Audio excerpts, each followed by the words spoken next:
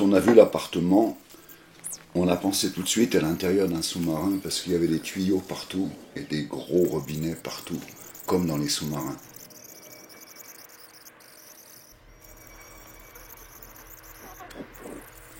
Donc, on a peint les tuyaux en gris et les murs en vert. Et il n'y avait pas beaucoup de fenêtres, il y avait juste des petites fenêtres rondes. On aurait dit vraiment un bateau.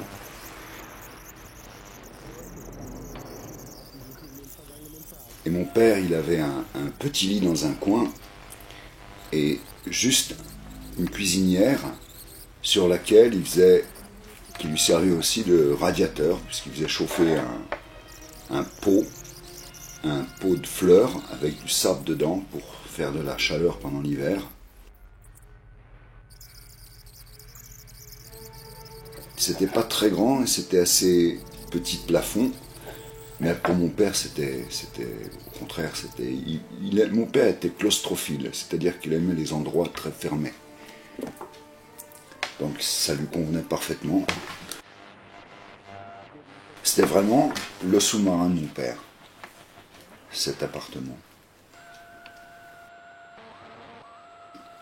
Protégé des éléments.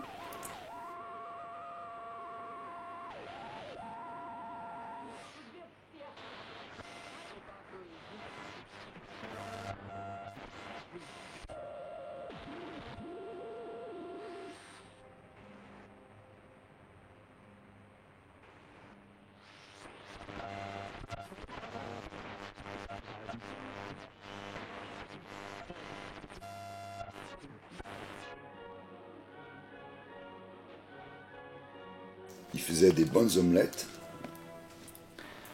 Et puis il me racontait aussi comment c'était quand il avait 16 ans, quand il avait perdu ses parents, qu'il a commencé dans la marine et qu'il a commencé à voyager autour du monde, très jeune. Les premiers voyages, c'était sur un bateau à voile qui s'appelait la Ville-Marie. Et il faisait le tour du Cap Horn avec ce bateau à voile.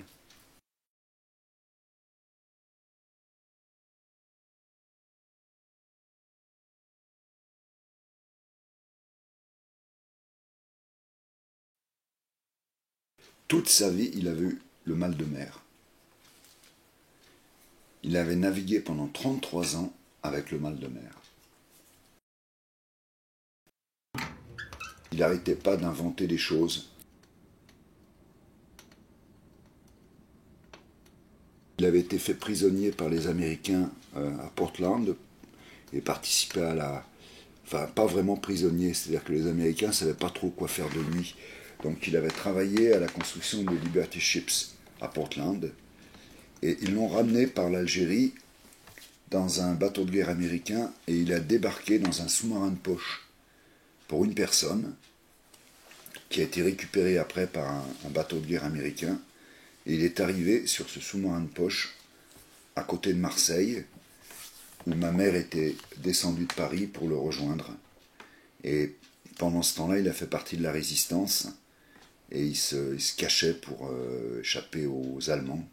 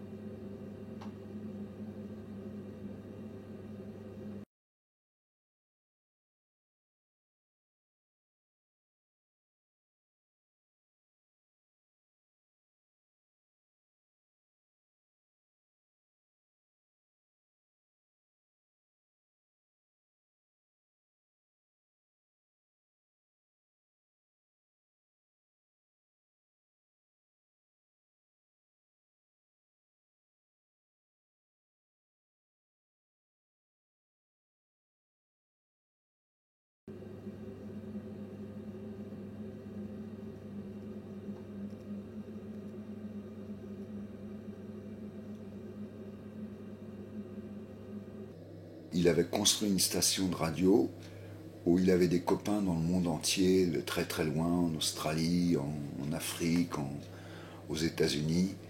Et il avait monté une énorme antenne sur la terrasse de la maison. Et il communiquait avec le monde entier. Et il avait des copains partout. Et ça, c'était sa passion. En fait, sa passion, c'était l'électronique, parce qu'il aimait beaucoup construire des choses, des postes. Mais il connaissait aussi les vieilles techniques comme le Morse. Il communiquait encore avec le Morse.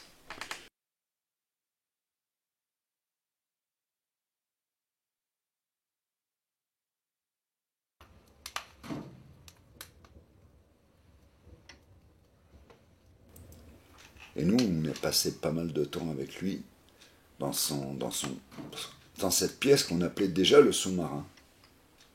Parce qu'elle était aussi toute verte. Et il y avait plein d'appareils dedans. Et mon père passait toute la journée là-dedans. Il venait juste pour les repas, quoi. Il sortait juste de son sous-marin pour les repas.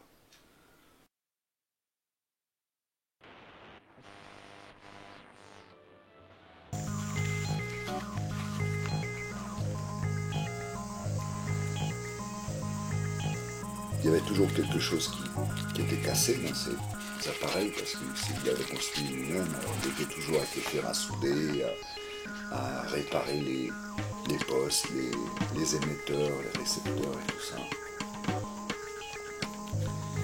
Et un jour, il a eu très très peur parce que l'orage est tombé sur l'antenne et il a cru que toute l'installation allait brûler.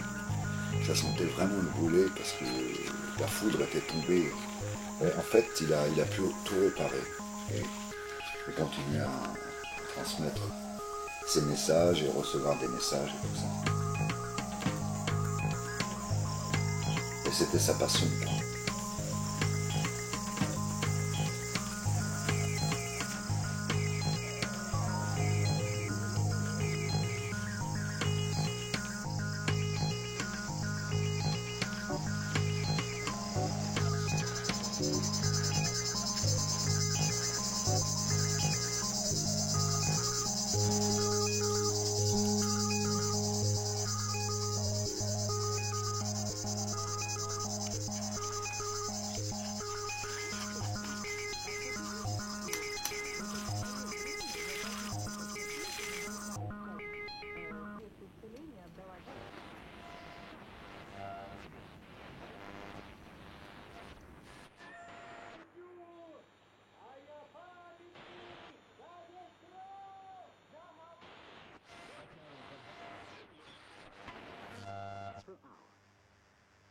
Tucholsky was becoming a celebrity.